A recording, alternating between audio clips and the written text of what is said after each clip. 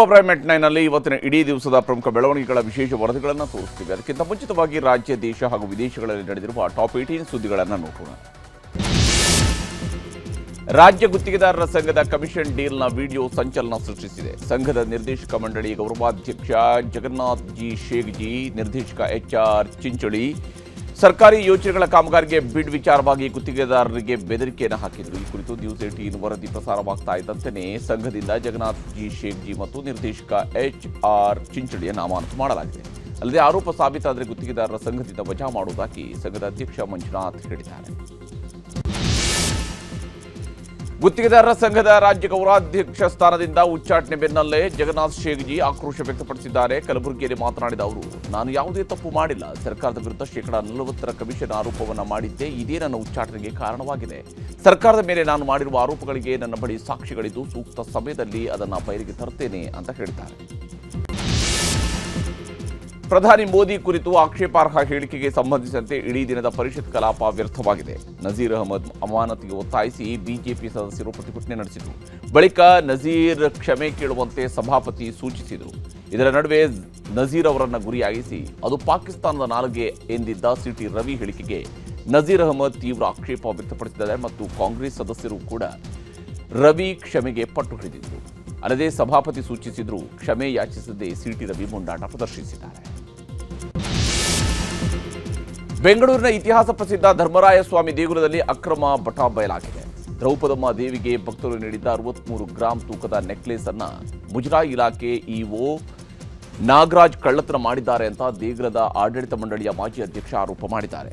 ಇದರ ಬೆನ್ನಲ್ಲೇ EO ನಾಗರಾಜನನ್ನು ಅಮಾನತು ಮಾಡಿರುವ ಮುಜರಾಯಿ ಸಚಿವ ರಾಮಲಿಂಗಾರೆಡ್ಡಿ ತನಿಖೆಗೆ ಆದೇಶಿಸಿದ್ದಾರೆ. ದಾವಣಗೆರೆಯಲ್ಲಿ ಪೊಲೀಸರ ಮೇಲೆ ಹಲ್ಲೆ ಪ್ರಕರಣಕ್ಕೆ ಸಂಬಂಧಿಸಿದಂತೆ ಕಾಂಗ್ರೆಸ್ ಮುಖಂಡ ಆಯೂಬ್ ಫೈಲ್ವಾನ್ನ 2 ಮಕ್ಕಳನ್ನು ಬಂಧಿಸಲಾಗಿದೆ. ಹುಸೇನ್ ಹಾಗೂ ಹಂಸಾನನ್ನ ಬಂಧಿಸಿ ಕೋರ್ಟ್ಗೆ ಹಾಜರುಪಡಿಸಲಾಯಿತು. ಬಳಿಕ ಕೋರ್ಟ್ ಇಬ್ಬರನ್ನು ಕೂಡ 14 ದಿವಸಗಳ ನ್ಯಾಯಾಂಗ ಬಂಧನಕ್ಕೆ ನೀಡಿದೆ. ಗುಂಪು ಗಲಾಟೆ, ಪೊಲೀಸರ ಮೇಲೆ ಹಲ್ಲೆ ಸೇರಿದಂತೆ 4 ಪ್ರಕರಣಗಳನ್ನು ದಾಖಲಿಸಲಾಗಿತ್ತು. ಉದ್ಯಮಿ CJ ರಾಯ್ ಆತ್ಮಹತ್ಯೆ ಪ್ರಕರಣಕ್ಕೆ ಸಂಬಂಧಿಸಿದಂತೆ SIT ಅಧಿಕಾರಿಗಳು ತನಿಖೆ ಚುರುಕುಗೊಳಿಸಿದ್ದಾರೆ. ಕಾನ್ಫಿಡೆಂಟ್ ಕಚೇರಿಯಲ್ಲಿ ಅಪಾರ ಪ್ರಮಾಣದ ದಾಖಲೆಗಳನ್ನು ಅಧಿಕಾರಿಗಳು ವಶಕ್ಕೆ ಪಡೆದಿದ್ದು ಕೂಲಂಕಷವಾಗಿ ಪರಿಶೀಲನೆ ನಡೆಸಲಾಗ್ತಾ ಇದೆ. ಇನ್ನು ರಾಯ್ ಡೈರಿ, ಮೊಬೈಲ್ ಮತ್ತು ಕೆಲ ಪತ್ರಗಳನ್ನು FSLಗೆ ಕಳುಹಿಸಲಾಗಿದೆ. ಧರ್ಮಸ್ಥಳದಲ್ಲಿ ಅಸಹಜ ಸಾವುಗಳ ತನಿಖೆಗೆ ಕೋರಿ ಕುಸುಮಾವತಿ ಅವರು ಸಲ್ಲಿಸಿದ್ದ PIL ಅರ್ಜಿ ವಿಚಾರಣೆಯನ್ನ ಹೈಕೋರ್ಟ್ ಕೈಗೆತ್ತಿಕೊಂಡಿದೆ. 74 ಅಸಹಜ ಸಾವುಗಳ ಬಗ್ಗೆ ಮಾಹಿತಿಯನ್ನು ಸಂಗ್ರಹಿಸುತ್ತಿದ್ದೇವೆ. ಒಂದು ವಾರದಲ್ಲಿ ಈ ಬಗ್ಗೆ ವರದಿ ನೀಡುವುದಾಗಿ ನ್ಯಾಯಪೀಠಕ್ಕೆ ಅಡ್ವೊಕೇಟ್ ಜನರಲ್ ಶಶಿಕಿರಣ್ ಶೆಟ್ಟಿ ಮಾಹಿತಿ ನೀಡಿದರು. ವಿಚಾರಣೆಯನ್ನ ಕೋರ್ಟ್ ಫೆಬ್ರವರಿ 19ಕ್ಕೆ ಮುಂದೂಡಿಕೆ ಮಾಡಿದೆ. ಧಾರವಾಡದ ಯೋಗೇಶ್ ಗೌಡ ಕೊಲೆ ಪ್ರಕರಣಕ್ಕೆ ಸಂಬಂಧಿಸಿದಂತೆ ಜಾಮೀನಿಗಾಗಿ ಶಾಸಕ ವಿನಯ್ ಕುಲಕರ್ಣಿ ಸುಪ್ರೀಂ ಕೋರ್ಟ್ ಮೊರೆ ಹೋಗಿದ್ದಾರೆ. ಹೈಕೋರ್ಟ್ನಲ್ಲಿ ಈಗಾಗಲೇ ಅವರ ಜಾಮೀನು ಅರ್ಜಿ ವಜಾಗೊಂಡಿರುವ ಹಿನ್ನೆಲೆಯಲ್ಲಿ ಸುಪ್ರೀಂ ಕೋರ್ಟ್ಗೆ ಮನವಿ ಸಲ್ಲಿಕೆ ಮಾಡಲು ನಿರ್ಧರಿಸಿದ್ದಾರೆ. 2026ರ ವಿಧಾನಸಭಾ ಚುನಾವಣೆಗೆ ಸಜ್ಜಾಗ್ತಾ ಇರುವ ತಮಿಳುನಾಡಿನಲ್ಲಿ ರಾಜಕೀಯ ಚಟುವಟಿಕೆಗಳು ಬಿರುಸುಗೊಂಡಿವೆ. ಕೊಯಮತ್ತೂರಿನ 6 ಕ್ಷೇತ್ರಗಳ ಚುನಾವಣಾ ಬಿಜೆಪಿ ಪ್ರಚಾರ ಉಸ್ತುವಾರಿ ಸ್ಥಾನಕ್ಕೆ ಕೆ ಅಣ್ಣಾಮಲೈ ರಾಜೀನಾಮೆ ನೀಡಿದ್ದಾರೆ. ತಂದೆಯ ಅನಾರೋಗ್ಯದ ಕಾರಣ ನೀಡಿ ಈ ನಿರ್ಧಾರ ತೆಗೆದುಕೊಳ್ಳುವುದಾಗಿ ಅವರು ಹೇಳಿದ್ದಾರೆ. ಈಗ ಸಿಂಗನಲ್ಲೂರಿನಿಂದ ಅಣ್ಣಾಮಲೈ ಸ್ಪರ್ಧಿಸ್ತಾರ ಇಲ್ವಾ ಅನ್ನೋ ಬಗ್ಗೆಯೂ ಕೂಡ ಚರ್ಚೆಯಾಗ್ತಾ ಇದೆ. ಗೌಪ್ಯತೆ ಉಲ್ಲಂಘನೆ ಆರೋಪದಲ್ಲಿ ವಾಟ್ಸಪ್ ಒಡೆತನದ ಮೆಟಾ ಸಂಸ್ಥೆಗೆ ಸುಪ್ರೀಂ ಕೋರ್ಟ್ ಎಚ್ಚರಿಕೆ ನೀಡಿದೆ. ದೇಶದ ನಿಯಮಗಳನ್ನು ಪಾಲಿಸಲು ಸಾಧ್ಯವಾಗದೇ ಇದ್ರೆ ದೇಶ ಬಿಟ್ಟು ತೊಲಗಿ ಎಂದು ಖಡಕ್ ಎಚ್ಚರಿಕೆ ನೀಡಿದೆ. ಜಾಹೀರಾತಿಗಾಗಿ ಬಳಕೆದಾರರ ಖಾಸಗಿ ಡೇಟಾ ಹಂಚಿಕೊಳ್ಳಲಾಗ್ತಿದೆ ಎನ್ನುವ ಆರೋಪ ಕೇಳಿಬಂದ ಹಿನ್ನೆಲೆಯಲ್ಲಿ ಸುಪ್ರೀಂ ಕೋರ್ಟ್ ಕಟ್ಟುನಿಟ್ಟಿನ ಎಚ್ಚರಿಕೆಯನ್ನು ಕೊಟ್ಟಿದೆ. DRDO ಅಭಿವೃದ್ಧಿಪಡಿಸಿರುವ ರಾಮ್ಜೆಟ್ ತಂತ್ರಜ್ಞಾನ ಅಳವಡಿಸಿರುವ ಕ್ಷಿಪಣಿಯನ್ನು ಯಶಸ್ವಿಯಾಗಿ ಪರೀಕ್ಷೆಗೊಳಪಡಿಸಲಾಗಿದೆ. ಒಡಿಶಾ ಕರಾವಳಿಯ ಚಂಡಿಪುರದ ಇಂಟಿಗ್ರೇಟೆಡ್ ಟೆಸ್ಟ್ ರೇಂಜ್ನಿಂದ ಯಶಸ್ವಿಯಾಗಿ ಪರೀಕ್ಷೆ ನಡೆಸಲಾಯಿತು. ಈ ತಂತ್ರಜ್ಞಾನ ಹೊಂದಿರೋ ಕೆಲವೇ ರಾಷ್ಟ್ರಗಳ ಸಾಲಿಗೆ ಭಾರತ ಸೇರಿದೆ. ಭಾರತದ ಮೊದಲ ಬುಲೆಟ್ ರೈಲು ಯೋಜನೆ ಮತ್ತೊಂದು ಮಹತ್ವದ ಹಂತ ತಲುಪಿದೆ. ಮಹಾರಾಷ್ಟ್ರದ ಪಾಲ್ಘರ್ನಲ್ಲಿ 2ನೇ ಪರ್ವತ ಸುರಂಗ ಕಾಮಗಾರಿ ಪೂರ್ಣಗೊಂಡಿದೆ. ಇದರ ಬಗ್ಗೆ ಕೇಂದ್ರ ರೈಲ್ವೆ ಸಚಿವ ಅಶ್ವಿನಿ ವೈಷ್ಣವ್ ಘೋಷಣೆ ಮಾಡಿದ್ದಾರೆ. ಈ ಸುರಂಗ 454 ಮೀಟರ್ ಉದ್ದ ಮತ್ತು 14.4 ಮೀಟರ್ ಅಗಲ ಹೊಂದಿದೆ. ಕೆನಡಾದಲ್ಲಿ ನಡೆಯುತ್ತಿರುವ ಶೂಟೌಟ್ ಪ್ರಕರಣಗಳ ಸರಣಿ ಮುಂದುವರೆದಿದೆ. ಸರ್ರೆ ಪ್ರದೇಶದ ಮನೆಯೊಂದರ ಹೊರಗೆ ನಡೆದ ಗುಂಡಿನ ದಾಳಿ ಪ್ರಕರಣಕ್ಕೆ ಸಂಬಂಧಿಸಿದಂತೆ 3 ಭಾರತೀಯರನ್ನು ಬಂಧಿಸಲಾಗಿದೆ. ಹರ್ಜೋತ್ ಸಿಂಗ್, ತರಣ್ವೀರ್ ಸಿಂಗ್ ಹಾಗೂ ದಯಾಜಿತ್ ಸಿಂಗ್ ಬಿಲ್ಲಿಂಗ್ ಬಂಧಿತರು. ಆಂತರಿಕ ಸಂಘರ್ಷದಿಂದ ನರಳುತ್ತಾ ಇರುವ ಆಫ್ರಿಕಾದ ನೈಜರ್ ದೇಶದಲ್ಲಿ ಐಸಿಸ್ ಉಗ್ರರು ಅಟ್ಟಹಾಸ ಮೆರೀತಾ ಇದ್ದಾರೆ. ದೇಶದ ಪ್ರಮುಖ ಅಂತಾರಾಷ್ಟ್ರೀಯ ವಿಮಾನ ನಿಲ್ದಾಣದ ಮೇಲೆ ಉಗ್ರರು ಬಾಂಬ್ ದಾಳಿ ನಡೆಸಿದ್ದಾರೆ. ಸಂಘರ್ಷ ಹೆಚ್ಚಾದ ಬೆನ್ನಲ್ಲೇ ಕೂಡಲೇ ಅಮೆರಿಕದ ಪ್ರಜೆಗಳು ದೇಶಕ್ಕೆ ವಾಪಸ್ಸಾಗುವಂತೆ ಅಮೆರಿಕ ತುರ್ತು ಸಂದೇಶ ಕಳಿಸಿದೆ. ಅರ್ಜೆಂಟೀನಾದ ಪ್ಯಾಟಗೋನಿಯಾದಲ್ಲಿ ಸೃಷ್ಟಿಯಾಗಿರುವ ಕಾಡ್ಗಿಚ್ಚು ಶಮನಕ್ಕೆ ಹರಸಾಹಸ ನಡೀತಾ ಇದೆ. ಚುಬುಟ್ನಲ್ಲಿ ಕಳೆದ 1 ತಿಂಗಳಿನಿಂದಲೂ ಕೂಡ ಭಾರೀ ಪ್ರಮಾಣದಲ್ಲಿ ಕಾಡ್ಗಿಚ್ಚು ಹೊತ್ತಿ ಉರಿತಾ ಇದೆ. ತೀವ್ರ ಬರ, ಹೆಚ್ಚಿನ ತಾಪಮಾನ ಹಾಗೂ ಗಾಳಿಯಿಂದಾಗಿ ಬೆಂಕಿ ದಿನೇ ದಿನೇ ತೀವ್ರಗೊಳ್ತಾ ಇದೆ. ಯುನೆಸ್ಕೋ ವಿಶ್ವ ಪರಂಪರೆಯ ತಾಣವಾದ ಲಾಸ್ ಅಲೆರ್ಸಸ್ ರಾಷ್ಟ್ರೀಯ ಉದ್ಯಾನಕ್ಕೂ ಬೆಂಕಿ ತಗುಲಿದೆ. ನ್ಯೂಯಾರ್ಕ್ನಲ್ಲಿ ಭಾರೀ ಹವಾಮಾನ ವೈಪರೀತ್ಯ ಉಂಟಾಗಿದೆ. ಹಿಮಪಾತ ಡೀಪ್ ಫ್ರೀಸ್ ಆಗಿ ಬದಲಾಗಿದ್ದು 16 ಜನ ಮೃತಪಟ್ಟಿದ್ದಾರೆ. ಸರ್ಕಾರದ ಅವೈಜ್ಞಾನಿಕ ನೀತಿಗಳಿಂದಾಗಿ ಹವಾಮಾನ ಬದಲಾವಣೆ ಆಗಿದೆ ಅಂತ ವಿಪಕ್ಷಗಳು ಆರೋಪವನ್ನು ಮಾಡ್ತಾ ಇದ್ದಾವೆ. ಕೊಲಂಬಿಯಾದಲ್ಲಿ ಭಾರೀ ಪ್ರವಾಹ ಸೃಷ್ಟಿಯಾಗಿದೆ. ಲಾ ನೀಲಾ ಪರಿಣಾಮ ಕೊಲಂಬಿಯಾದಾದ್ಯಂತ ಧಾರಾಕಾರವಾಗಿ ಮಳೆ ಸುರಿತಾ ಇದೆ. ಹೀಗಾಗಿ ಜನಜೀವನ ಸಂಪೂರ್ಣ ಅಸ್ತವ್ಯಸ್ತಗೊಂಡಿದೆ. ಮತ್ತೊಂದೆಡೆ ಬ್ರೆಜಿಲ್ನ ರಾಜಧಾನಿ ರಿಯೋ ಡಿ ಜನೈರೋದಲ್ಲಿ ಭಾರೀ ಪ್ರವಾಹದ ಪರಿಸ್ಥಿತಿ ಸೃಷ್ಟಿಯಾಗಿದೆ. ಈಗ ಸುದ್ದಿಗಳನ್ನು ವಿವರವಾಗಿ ನೋಡ್ತಾ ಹೋಗೋಣ. ಜಿ ಯೋಜನೆ ವಿರುದ್ಧ ಖಂಡನಾ ನಿರ್ಣಯಕ್ಕೆ ಸರ್ಕಾರ ಅಧಿವೇಶನವನ್ನು ಕರೆದಿದೆ. ಆದರೆ ಅಧಿವೇಶನದಲ್ಲಿ ಅಬಕಾರಿ ಇಲಾಖೆ ಹಗರಣ ಇವತ್ತು ಕಡೆಗೂ ಪ್ರತಿಪಕ್ಷಗಳು ಅದನ್ನು ದೊಡ್ಡ ಮಟ್ಟದಲ್ಲಿ ಪ್ರಸ್ತಾಪ ಮಾಡಿ ಸರ್ಕಾರದ ಮೇಲೆ ಹೋರಾಟಕ್ಕೆ ಮುಂದಾಗಿದ್ದಾರೆ. ಸಚಿವ RB ತಿಮ್ಮಾಪುರ ಅವರು ರಾಜೀನಾಮೆ ಆಗ್ರಹಿಸಿ ಇನ್ನು 1 ದಿವಸ ಮಾತ್ರ ಸದನ ಬಾಕಿ ಇರುವಾಗ ಇವತ್ತು ಅಹೋರಾತ್ರಿ ಧರಣಿಗೆ ಕುಳಿತಿದ್ದಾರೆ. ತಿಮ್ಮಾಪುರ ಅವರನ್ನು ಮಂತ್ರಿ ಸ್ಥಾನದಿಂದ ವಜಾ ಮಾಡಬೇಕು ಅಂತ ಪಟ್ಟು ಹಿಡಿದು ಕಲಾಪದಲ್ಲಿ ಕುಳಿತಿದ್ದಾರೆ. ಸದನದಲ್ಲಿ ಇಡೀ ದಿನ ಏನೆಲ್ಲ ಪ್ರಹಸನಗಳು ನಡೆದವು ಅನ್ನೋದರ ಕಂಪ್ಲೀಟ್ ವರದಿಯನ್ನು ನಿಮಗೆ ತೋರಿಸ್ತೀವಿ.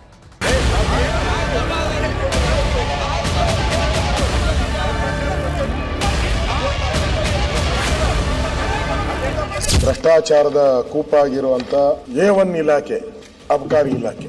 ಭ್ರಷ್ಟಾಚಾರದ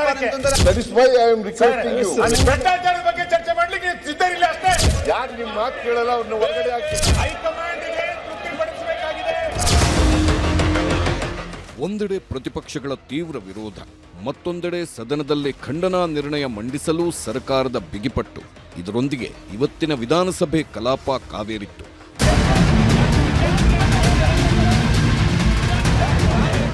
ಅಧಿವೇಶನದ ಕಡೆಯ 2 ದಿನಗಳಲ್ಲಿ ಚರ್ಚಿಸುವ ಉದ್ದೇಶದಿಂದ ಮಹಾತ್ಮ ಗಾಂಧೀಜಿ ಗ್ರಾಮೀಣ ಉದ್ಯೋಗ ಖಾತ್ರಿ ಯೋಜನೆಯ ಹೆಸರು ಬದಲಿಸಿದ್ದನ್ನ ವಿರೋಧಿಸಿ ವಿಧಾನಸಭೆಯಲ್ಲಿ ಖಂಡನಾ ನಿರ್ಣಯ ಮಂಡಿಸಲು ಸಿಎಂ ಮುಂದಾದರು. ಆದರೆ ಅದಕ್ಕೂ ಮೊದಲು ಅಬಕಾರಿ ಹಗರಣದ ಆರೋಪ ಚರ್ಚೆ ಆಗಬೇಕು ಎಂದು ಪ್ರತಿಪಕ್ಷಗಳು ಬಿಗಿಪಟ್ಟು ಹಿಡಿದಿದ್ದರಿಂದ ಇವತ್ತಿನ ಕಲಾಪದಲ್ಲಿ ಮೊದಲು ಅದರ ಬಗ್ಗೆಯೇ ಚರ್ಚೆ ಶುರುವಾಯಿತು. ಅಧಿವೇಶನ ಶುರುವಾಗಿ 1 ವಾರ ಕಳೆದರೂ ಅಬಕಾರಿ ಹಗರಣವನ್ನ ಬಹಳ ಸೀರಿಯಸ್ ಆಗಿ ತೆಗೆದುಕೊಳ್ಳದ ಪ್ರತಿಪಕ್ಷ ಬಿಜೆಪಿ ಅಧಿವೇಶನದಲ್ಲಿ ನಾವು ಇದರ ಬಗ್ಗೆ ಪ್ರಸ್ತಾಪಿಸಿದ್ದೆವು ಎಂದು ದಾಖಲೆಗೆ ಸೇರಿಸಲೋ ಏನೋ ಎಂಬಂತೆ ಈ ವಿಷಯ ಪ್ರಸ್ತಾಪಿಸಿ ಸರ್ಕಾರದ ವಿರುದ್ಧ ಮುಗಿಬಿದ್ರು. ಕಾಂಗ್ರೆಸ್ ಪಕ್ಷ ಅಧಿಕಾರಕ್ಕೆ ಬಂದ ಮೇಲೆ ಭ್ರಷ್ಟಾಚಾರದ ಕೂಪಾಗಿರುವಂತ A1 ಇಲಾಖೆ ನಂಬರ್ 1, ಅಪರಾಧಿ ನಂಬರ್ 1 ಅಂತಿರಲ್ಲ, ಅಪರಾಧಿ ನಂಬರ್ 1 ಇಲಾಖೆ ಅಬಕಾರಿ ಇಲಾಖೆ. ನಾವೆಲ್ಲರೂ ಸಭೆ ಸೇರಿ ದೆಹಲಿಗೆ ತೆರಳಿ ಲೋಕಸಭಾ ವಿರೋಧ ಪಕ್ಷದ ನಾಯಕ ರಾಹುಲ್ ಗಾಂಧಿ ಅವರಿಗೆ ಖುದ್ದಾಗಿ ದೂರು ಕೊಟ್ಟು ನಿಮ್ಮ ಪಕ್ಷದ ಸರ್ಕಾರದ ಮರ್ಯಾದೆ ಉಳಿಸಿಕೊಳ್ಳಿ ಸ್ವಾಮಿ ಎಂದು ಕೇಳಿಕೊಳ್ಳಲಿದ್ದೇವೆ. ಗುರುಸ್ವಾಮಿಯವರು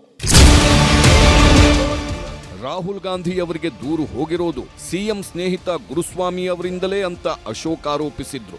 ಹಗರಣದ ಬಗ್ಗೆ ಗೊತ್ತಿಲ್ಲ, ಆದ್ರೆ ಗುರುಸ್ವಾಮಿ ನನಗೆ ಗೊತ್ತು ಅಂತ ಸಿಎಂ ಕೂಡ ಸದನದಲ್ಲೇ ಸ್ಪಷ್ಟನೆ ಕೊಟ್ರು. ಮದ್ಯ ಮಾರಾಟಗಾರರ ಸಂಘದ ಅಧ್ಯಕ್ಷ ಹೇಳಿಕೆ, ಸಂಘದ ಅಧ್ಯಕ್ಷ ಗುರುಮೂರ್ತಿ, ಗುರುಸ್ವಾಮಿ, ನೋಡಿ ನೀವು ಬರಲಿ ಅಂತಾನೆ ನಾನು ಹೇಳಿದೆ.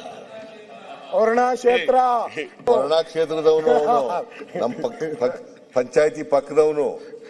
ನಾನು ತಾಲೂಕಾ ಬೋರ್ಡ್ ಮೆಂಬರ್ ಆಗಿದ್ದಾಗ ಅವನು ಚೇರ್ಮನ್ ಆಗಿದ್ದ, ಅವನು ಈಗ ಅಧ್ಯಕ್ಷ.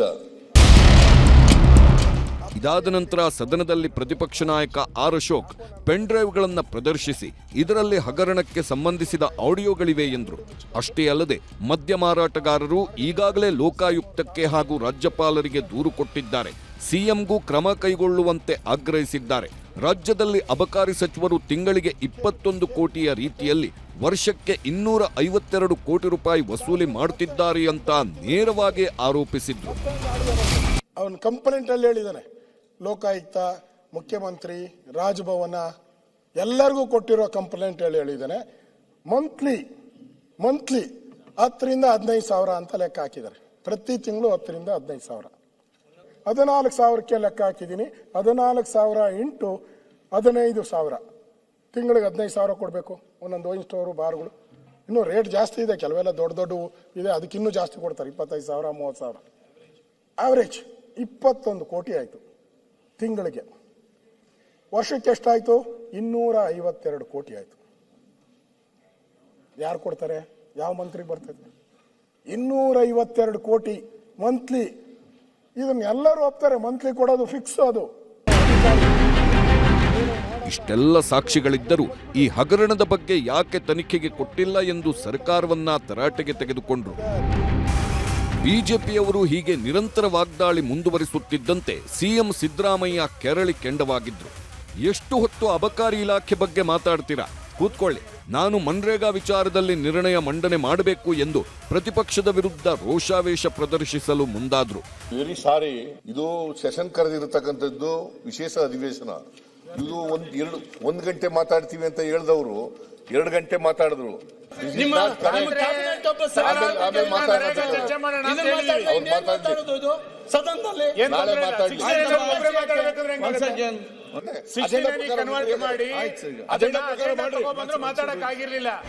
ಸಿಎಂ ಬಿಜೆಪಿ ನಾಯಕರ ಜಗಳದಲ್ಲಿ ಸ್ಪೀಕರ್ ಖಾದರ್ ಸುಸ್ತಾಗಿ ಹೋದ್ರು. ಯಾರೊಬ್ಬರೂ ಸುಮ್ಮನಾಗಲಿಲ್ಲ. ಇದರ ನಡುವೆ ಬೇಕೇ ಬೇಕು, ರಾಜೀನಾಮೆ ಬೇಕು ಅಂತ ಬಿಜೆಪಿಯವರು ಪಟ್ಟು ಹಿಡಿದ್ರು. ಆಗ ಸಿಎಂ ನಿಮ್ಮ ಮಾತು ಕೇಳದಿದ್ರೆ ಹೊರಗೆ ಹಾಕಿ ಅಂತ ಸ್ಪೀಕರ್ಗೆ ಮನವಿ ಮಾಡಿದ್ರು. ಯಾರು ನಿಮ್ಮ ಮಾತು ಕೇಳಲ್ಲ ಅವ್ರನ್ನ ಹೊರಗಡೆ ಹಾಕಿ. ಸಂಜೆ ಸದನ ಮುಗಿಯೋ ಮುಂಚೆ ಅಲ್ಲ, ಸದನ ಹಂಗಲ್ಲ, ಟೈಮಿಂಗ್ ಫಿಕ್ಸ್ ಮಾಡಿ. ಮುಖ್ಯಮಂತ್ರಿಗಳ ಮಂಡನೆ ಆದ ನಂತರ ಉತ್ತರ ಕೊಡಿಸ್ತೀರಾ ಅಥವಾ ಆಮೇಲೆ ಕೊಡಿಸ್ತೀರಾ ಅಂತ ಹೇಳಿ. ಯಾವಾಗಂತ? ಸಾಯಂಕಾಲ ಅಂತ ಹೇಳಿರೋದು. ಮಂತ್ರಿ ರೆಡಿ ಇದ್ದಾರೆ, ಸಾಯಂಕಾಲ ಕೊಡ್ತಾರೆ. ಯಾವಾಗ ಎಷ್ಟು ಗಂಟೆಗೆ ಸರ್? ಸಾಯಂಕಾಲ ಕೊಡ್ತಾರೆ. ಕೊಡಿಸ್ತಾರೆ.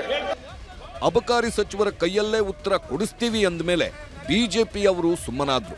ಸಿಎಂ ಸಿದ್ದರಾಮಯ್ಯನವರು ಮನ್ರೇಗಾ ಯೋಜನೆ ಹೆಸರು ಬದಲಿಸಿ ಜಿ ತಂದಿದ್ದಕ್ಕೆ ಖಂಡನಾ ನಿರ್ಣಯ ಮಂಡಿಸಿದ್ರು. ಆಮೇಲೆ ಊಟಕ್ಕೆ ಬ್ರೇಕ್ ಕೊಟ್ಟು ಮತ್ತೆ ಅರ್ಧ ಗಂಟೆ ಬಳಿಕ ಅಧಿವೇಶನ ನಡೆಯಿತು. ಆಗ ಅಬಕಾರಿ ಹಗರಣ ಬಿಟ್ಟು ಮನ್ರೇಗಾ ವಿಷಯದಲ್ಲಿ ಸರ್ಕಾರ ಪ್ರತಿಪಕ್ಷದವರ ಮಧ್ಯೆ ಜಗಳ ನಡೆಯಿತು. ಬಡವರ ಅನ್ನ ಕಸಿದುಕೊಂಡ ಯೋಜನೆ ಅಂತ ಸಿಎಂ ಹೇಳಿದ್ರು. ಅದಕ್ಕೆ ಬಿಜೆಪಿಯವರು ತೀವ್ರ ವಿರೋಧ ವ್ಯಕ್ತಪಡಿಸಿದ್ರು. ಇಲ್ಲಿ ವ್ಯಂಗ್ಯ ಮಾತುಗಳನ್ನು ಹಾಕಿದ್ದೇವೆ. ಅನ್ನ ಕಸಿದುಕೊಂಡು ಉಳ್ಳವರನ್ನು ಇನ್ನಷ್ಟು ಶ್ರೀಮಂತರಾಗಿ ಮಾಡುವಂತ ಯೋಜನೆ ಅಂತ ಹೆಸರಿಸ್ತೀರಿ. ಈಗ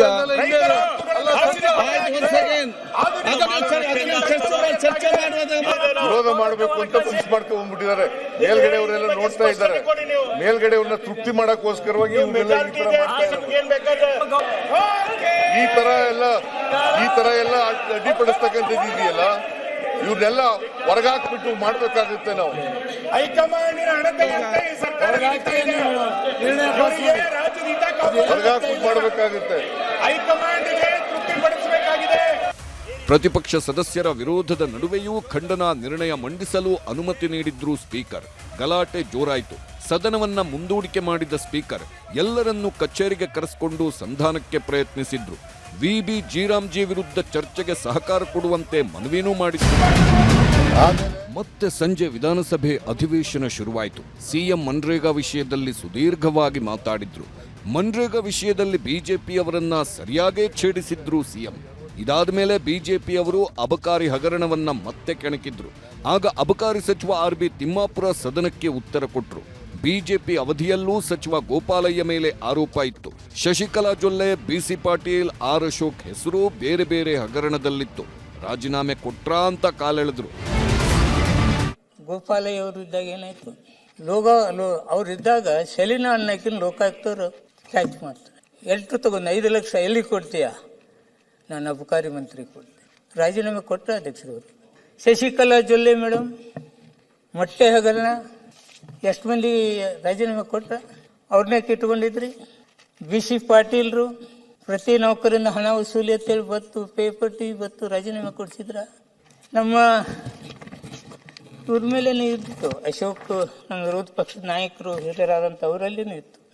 ಮಂತ್ರಿಗಳು ತಿಮ್ಮಾಪುರ ಹಾಕಿದ ಪ್ರಶ್ನೆಗಳಿಗೆ ಬಿಜೆಪಿಯವರಿಂದ ಸಿಕ್ಕ ಉತ್ತರ ಮಾತ್ರ ಅಷ್ಟಕ್ಕಷ್ಟೇ.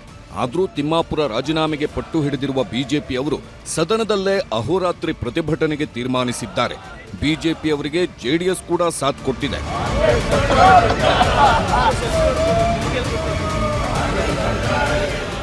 Bureau report, news 18.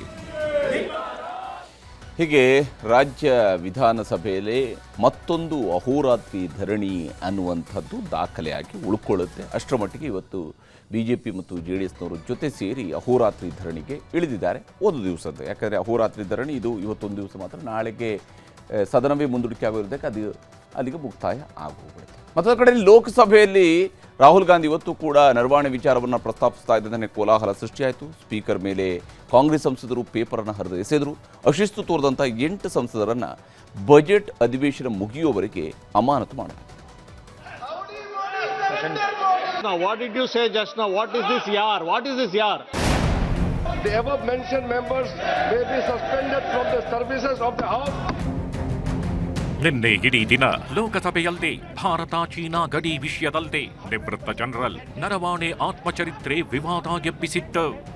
ಇವತ್ತು ಅದೇ ನರವಾಣೆ ನಾರೇಬಾಜಿ ಲೋಕಸಭೆಯಲ್ಲಿ ಅಲ್ಲೋಲ ಕಲ್ಲೋಲ ಸೃಷ್ಟಿಸಿತು. ಸದನದ ಬಾವಿಗಿಳಿದ ಪ್ರತಿಪಕ್ಷ ಸಂಸದರು ಮೋದಿ ಅಮೆರಿಕಾಗೆ ಶರಣಾಗಿದ್ದಾರೆ ಅಂತ ಧಿಕ್ಕಾರ ಕೂಗಿದ್ರು.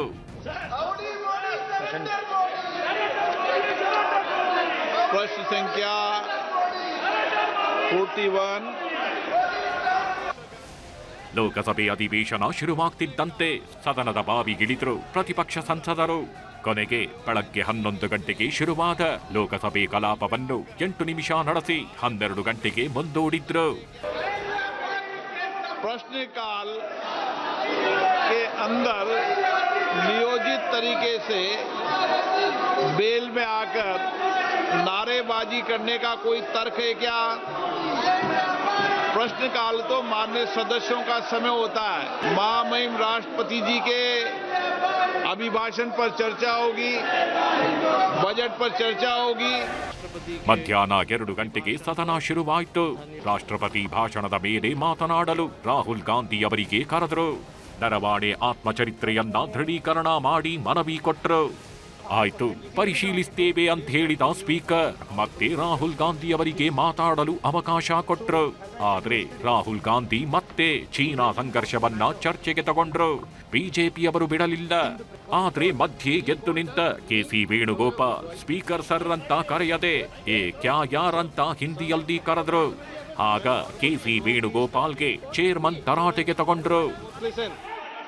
What did you say just now? What did you say just now? What is this yar? What is this yar? This is Parliament. This is Lok Sabha. You can't address the chair. You cannot address the chair with yar. What is this yar? No, you cannot address the chair by saying yar. No. Please take back your words. You can't say chair yar. No. ಕೊನೆಗೆ Rahul Naravane China ಸಂಘರ್ಷ ಬಿಟ್ಟು ಮುಂದೆ ಹೋಗ್ಲಿಲ್ಲ. ಬಿಜೆಪಿಯವರು ಬಿಡ್ಲಿಲ್ಲ. ಕೊನೆಗೆ walk ಸಮರ ಜೋರಾಯ್ತು. Speaker ಮೇಲೆ ವಿಪಕ್ಷದ ಸಂಸದರು ಪೇಪರ್ ಹರಿದು ಎಸೆದರು. ಮತ್ತೆ ಲೋಕಸಭೆ ಕಲಾಪ ಮುಂದೂಡಲಾಯಿತು. ಮತ್ತೆ ಅಧಿವೇಶನ ಶುರುವಾಗ್ತಿದ್ದಂತೆ ಪೇಪರ್ ಹರಿದು ಎಸೆದ 8 ಸದಸ್ಯರ ಹೆಸರನ್ನ ಸ್ಪೀಕರ್ ಓದಿದ್ರು. ಕಿರಣ್ ರಿಜಿಜು ಅಮಾನತ್ತು ಮಾಡಲು ಪ್ರಸ್ತಾಪಿಸಿದ್ರು. ಸ್ಪೀಕರ್ ಮುಂದಿನ ಬಜೆಟ್ ವರೆಗೂ ಅಮಾನತ್ತು ಮಾಡಿದ್ರು. See Kiran Rijiju. I make no move that this House Please be seated. a serious note of the misconduct of Sri Manikam Tagore, Sri Amrinder Singh Raja Waring, Sri Gurjit Singh Aulia, Sri Hebi Eden Prashant Padole, Sri Dean Karyakos, S. Venkatesh and Kiran Reddy in utter disregard to the House and the authority of the chair through reaching to the table of Secretary General and other officers in the well of the House and throwing papers on the chair and having been named by the chair, resolved that the above mentioned members may be suspended from the services of the House for the remainder of the session under Rule 3742. प्रश्न यह है कि श्री किरेन रिजिजू द्वारा प्रस्तुत प्रस्ताव को स्वीकृत किया जाए। जो सदस्य प्रस्ताव के पक्ष में है वो हाँ कहे, जो सदस्य प्रस्ताव के विपक्ष में है वो ना कहे।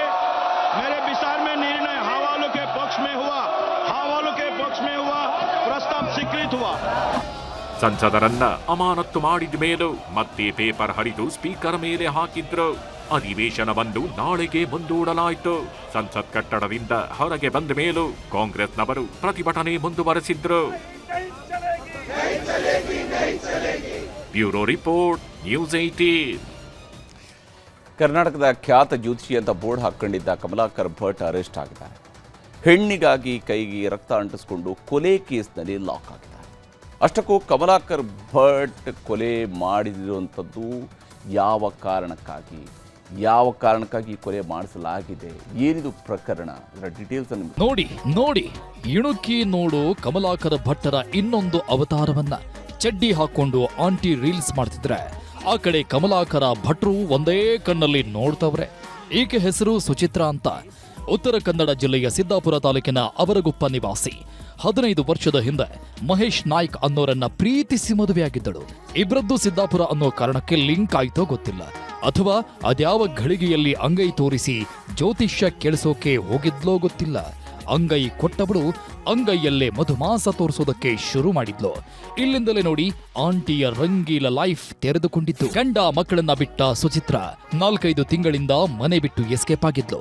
ಮಕ್ಕಳನ್ನ ಕರ್ಕೊಂಡು ಕಮಲಾಕರ್ ಭಟ್ಟರ ಪ್ರೇಮ ಸಾನ್ನಿಧ್ಯ ಸೇರ್ಕೊಂಡಿದ್ಲು. ಈ ಮಧ್ಯೆ ಬೆಂಗಳೂರಲ್ಲಿದ್ದ ಮಹೇಶನ ಅಣ್ಣ ವಸಂತ ನಾಯ್ಕ್ ಹುಟ್ಟೂರಿಗೆ ಬಂದಿದ್ದ. ತಮ್ಮನ ಮನೆಯಲ್ಲೇ ಉಳ್ಕೊಂಡು ಅದು ಇದು ಕೆಲಸ ಮಾಡ್ತಿದ್ರು. ಇತ್ತ ಸುಚಿತ್ರಾ ಹೋದ ನೋವಲ್ಲೇ ಇದ್ದ ವಸಂತ ನಾಯ್ಕ್ ಏನೂ ಮಾಡದ ಪರಿಸ್ಥಿತಿಗೆ ಬಂದು ನಿಂತಿದ್ರು. ಇದೇ ಹೊತ್ತಲ್ಲೇ 2 ದಿನದ ಹಿಂದೆ ವಸಂತ ಮಗಳು ಸುಮಶ್ರೀ ಮೆಸೇಜ್ ಮಾಡಿದ್ದಾಳೆ. ಪ್ಲೀಸ್ ಪಪ್ಪ, ನನ್ನನ್ನು ಕರ್ಕೊಂಡು ಹೋಗು, ಮಮ್ಮಿ ನನಗೆ ತುಂಬಾ ಟಾರ್ಚರ್ ಕೊಡ್ತಿದ್ದಾರೆ, ನನ್ನ ಕರ್ಕೊಂಡು ಹೋಗದಿದ್ರೆ ಸತ್ತೇ ಹೋಗ್ತೀನಿ ಎಂದಿದ್ಲು. ಮಗಳ ಮೆಸೇಜ್ ನೋಡಿದ ಮಹೇಶ್ ನಿಂತಲ್ಲೇ ಕಣ್ಣೀರು ಸುರಿಸಿದ್ದ. ಕೊನೆಗೆ ಬಸ್ ಹತ್ಕೊಂಡು ಸಿದ್ದಾಪುರಕ್ಕೆ ಬಂದ್ಬಿಡು, ನಾನೇ ನಿನ್ನ ಕರ್ಕೊಂಡು ಹೋಗ್ತೀನಿ ಎಂದಿದ್ದ. ಹೀಗಾಗಿ ತಾಯಿಗೆ ಕೇಳಿದೆ ಸುಮಶ್ರೀ ಅಪ್ಪನ ಮನೆಗೆ ಓಡೋಡಿ ಬಂದಿದ್ಲು. ಮಗಳು ಮಧ್ಯಾಹ್ನ ಊರಿಗೆ ಬರ್ತಾ ಇದ್ದಂತೆ ಸೀದಾ ಸಿದ್ದಾಪುರ ಪೊಲೀಸ್ ಸ್ಟೇಷನ್ಗೆ ಕರ್ಕೊಂಡು ಹೋಗಿದ್ದಾನೆ. ತನ್ನ ಪತ್ನಿ ಕೊಟ್ಟ ಕಾಟವನ್ನ ಎಳೆಯಾಗಿ ಪೊಲೀಸರ ಮುಂದೆ ಬಿಚ್ಚಿಟ್ಟಿದ್ದ. ನಂತರ ಪೊಲೀಸರ ಸೂಚನೆ ಮೇರೆಗೆ ಶಿರಸಿಯ ಮಕ್ಕಳ ಕಲ್ಯಾಣ ಅಧಿಕಾರಿಗಳ ಬಳಿಯೂ ಹಾಜರುಪಡಿಸಿದ್ರು. ಗುರುವಾರ ಬರೋದಕ್ಕೆ ಹೇಳಿದ್ರಿಂದ ಮಗಳನ್ನ ಕರ್ಕೊಂಡು ತಮ್ಮ ಮನೆಗೆ ವಾಪಸ್ ಬಂದಿದ್ದಾರೆ. ಈ ವಿಷಯ ಅದೇಗೋ ಸುಚಿತ್ರಾಗೆ ಗೊತ್ತಾಗಿದೆ. ನಮ್ಮ ಮೇಲೆಯೇ ದೂರು ಕೊಡ್ತಿದ್ದಾರೆ ಅಂತ ಸಿಡಿದೆದ್ದವಳು ಇವರಿಗೊಂದು ಗತಿ ಕಾಣಿಸ್ಬೇಕು ಅನ್ನೋ ಪ್ಲಾನ್ ಮಾಡಿದ್ದಾರೆ. ಗ್ಯಾಂಗ್ ಕಟ್ಕೊಂಡು ಬಂದವಳು ಸೀದಾ ಗಂಡನ ಮನೆಗೆ ನುಗ್ಗಿದ್ದಾಳೆ. ಮಹೇಶನನ್ನ ಮುಗಿಸ್ಲೇಬೇಕು ಅಂತ ಸಿಕ್ಕವರ ಮೇಲೆ ದಾಳಿ ಮಾಡಿದ್ದಾರೆ. ಈ ವೇಳೆ ಅಡ್ಡ ಬಂದ ವಸಂತ ನಾಯ್ಕ್ ಮೇಲೆ ದಾಳಿ ಮಾಡಿದ್ರಿಂದ ಅಲ್ಲೇ ಕುಸಿದು ಬಿದ್ದಿದ್ರು. ಯಾವಾಗ ಮಹೇಶನ ಅಣ್ಣ ರಕ್ತದ ಮಡುವಲ್ಲಿ ಬಿದ್ರೋ ಎಲ್ಲರೂ ಅಲ್ಲಿಂದ ಕಾಲ್ಕಿತ್ತಿದ್ರು. ಕೊಲೆಯ ತನಿಖೆಗಿಳಿದ ಪೊಲೀಸರು ಸುಚಿತ್ರಳ ತಂದೆ ಹಾಗೂ ಕಮಲಾಕರ್ ಭಟ್ ಸೇರಿದಂತೆ 7 ಮಂದಿಯನ್ನ ಅರೆಸ್ಟ್ ಮಾಡಿದ್ದಾರೆ. ಕಮಲಾಕರ್ ಸ್ವಾಮಿ, ಆಮೇಲೆ ಇನ್ನ ಅಪರಿಚಿತರು 4 ಜನ ಇದ್ರು, ಅವ್ರನ್ನು ಕೂಡ ನಾವು ವಶಕ್ಕೆ ಮಾಡಿದ್ದೇವೆ. ಆಮೇಲೆ ತನಿಖೆ ನಡೀತಾ. ಈ ಕೊಲೆಗೆ ಕಾರಣವಾಗಿದ್ದೇ ಸುಚಿತ್ರಾ ಹಾಗೂ ಕಮಲಾಕರ್ ಭಟ್ ನಡುವಿನ ಅನೈತಿಕ ಸಂಬಂಧ ಅಂತ ಆರೋಪಿಸಲಾಗ್ತಿದೆ. ಮಕ್ಕಳ ಜೊತೆ ಮನೆ ಬಿಟ್ಟಿದ್ದ ಚಿಣಿಮಿಣಿ ಆಂಟಿ ಇದೇ ಭಟ್ಟರ ಮನೆಯಲ್ಲಿ ಚಿಟ್ಟೆಯಂಗೆ ಹಾರಾಡ್ಕೊಂಡಿದ್ಲು. ಇದಕ್ಕೆ ಸಾಕ್ಷಿಯೇ ಈ ಇಣುಕು ನೋಟದ ರಂಗೀಲ ರೀಲ್ಸ್. ಮಗಳು ಬಂದ್ಮೇಲೆ ಎಲ್ಲ ಡೀಟೇಲ್ ಆಗಿ ಹೇಳಿದ್ಲು. ಅವನ ಜೊತೆಗೆ ಇರ್ತಾನೆ, ಅವ್ನು ನಮ್ಮ ಜೊತೆಗೆ ಇರ್ತಾನೆ, ನಮ್ಮನ್ನೆಲ್ಲ ಅಂತ ಹೇಳ್ದಷ್ಟೇ. ಈಗೆಲ್ಲ ನಮ್ಮ ಅಣ್ಣನೂ ಸಾಯಿಸಿದ್ರು, ಚಾಕು ಹಾಕಿ ಚುಚ್ಚಿದ್ದಾರೆ, ನಮ್ಮ ಫ್ರೆಂಡ್ಗೂ ಚುಚ್ಚಿದ್ದಾರೆ, ನನಗೂ ಚುಚ್ಚಿದ್ದಾರೆ. ನಮ್ಮ ಅಣ್ಣ ಸ್ಪಾಟ್ ಔಟ್ ಆಗಿದೆ. ಒಟ್ನಲ್ಲಿ ಕಂಡೋರ ಭವಿಷ್ಯ ಹೇಳ್ತೀನಿ ಅಂತಿದ್ದ ಸ್ವಾಮೀಜಿ ಭವಿಷ್ಯವೇ ಈಗ ಎಕ್ಕುಟ್ಟು ಹೋಗಿದೆ. ಆಂಟಿ ಮೇಲಿನ ಮೋಹ ಕಂಬಿ ಹಿಂದೆ ಸೇರುವಂತೆ ಮಾಡಿದೆ. ದರ್ಶನ್ ನಾಯ್ಕ್, ನ್ಯೂಸ್ 18 ಕಾರವಾರ. ಭಾರತ ಸೇರಿದಂತೆ ಜಗತ್ತಿನ ಬಹುತೇಕ ರಾಷ್ಟ್ರಗಳ ಮೇಲೆ ಸುಂಕ ಹಾಕ್ತಾ ಸುಂಕದ ಸಮರವನ್ನು ಸಾರಿದಂತಹ ಡೊನಾಲ್ಡ್ ಟ್ರಂಪ್ ಇವತ್ತು ಭಾರತದ ರಾಜತಾಂತ್ರಿಕ ನಿರ್ಧಾರಗಳ ಎದುರು ಒಪ್ಪಂದವನ್ನು ಮಾಡಿಕೊಂಡಿದ್ದಾರೆ. ಭಾರತದ ಮೇಲೆ ಹಾಕಿದ್ದ ಶೇಕಡ 50% ಸುಂಕವನ್ನು ತೆಗೆದು 18ಕ್ಕೆ ಇಳಿಕೆ ಮಾಡಿದ್ದಾರೆ.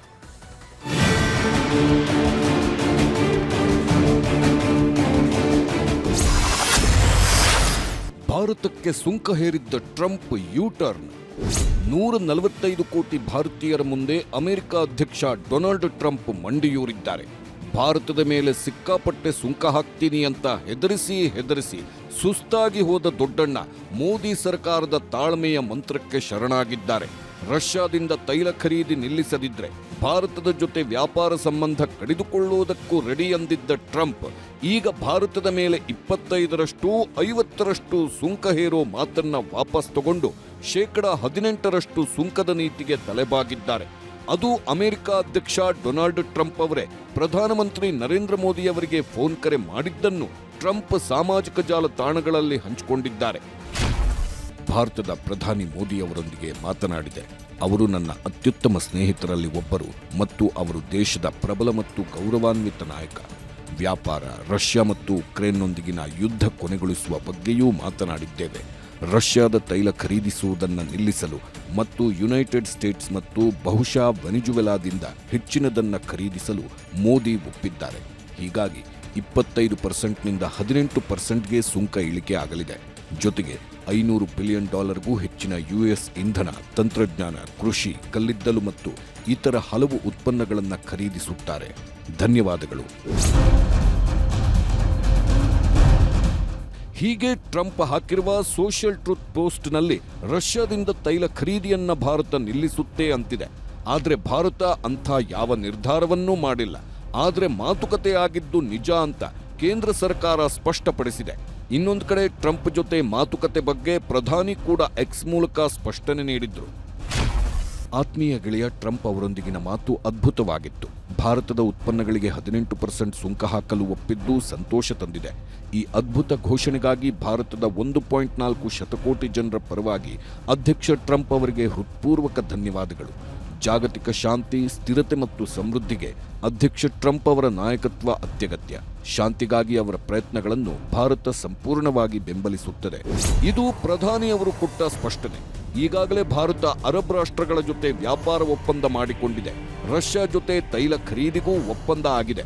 ಅಷ್ಟೇ ಅಲ್ಲ, ಜನವರಿ 27-28ರಂದು ಯುರೋಪ್ ಒಕ್ಕೂಟದ ಜೊತೆ ಐತಿಹಾಸಿಕ ವ್ಯಾಪಾರ ಒಪ್ಪಂದಕ್ಕೂ ಸಹಿ ಹಾಕಿದೆ. ಈ ಒಪ್ಪಂದವನ್ನೆಲ್ಲ ವ್ಯಾಪಾರದ ತಾಯಿ ಅಂತಾನೂ ಯುರೋಪ್ ರಾಷ್ಟ್ರಗಳು ಬಣ್ಣಿಸಿವೆ. ಸಹಜವಾಗೇ ಇದು ಅಮೆರಿಕ ಅಧ್ಯಕ್ಷ ಟ್ರಂಪ್ ನಿದ್ದೆಗೆಡಿಸಿತ್ತು. ಈಗ ಟ್ರಂಪ್ ಭಾರತದ ತಾಳ್ಮೆಯಾಟಕ್ಕೆ ಶರಣಾಗಿದ್ದಾರೆ. ಇದೆಲ್ಲದರ ಮಧ್ಯೆ ಅಮೆರಿಕದ ಎದುರು ಮೋದಿ ಸರ್ಕಾರ ಶರಣಾಗಿದೆ ಅಂತ ರಾಹುಲ್ ಗಾಂಧಿ, ಜೈರಾಮ್ ರಮೇಶ್ ಸೇರಿದಂತೆ ಅನೇಕರು ಆಕ್ರೋಶ ಹೊರಹಾಕ್ತಿದ್ದಾರೆ.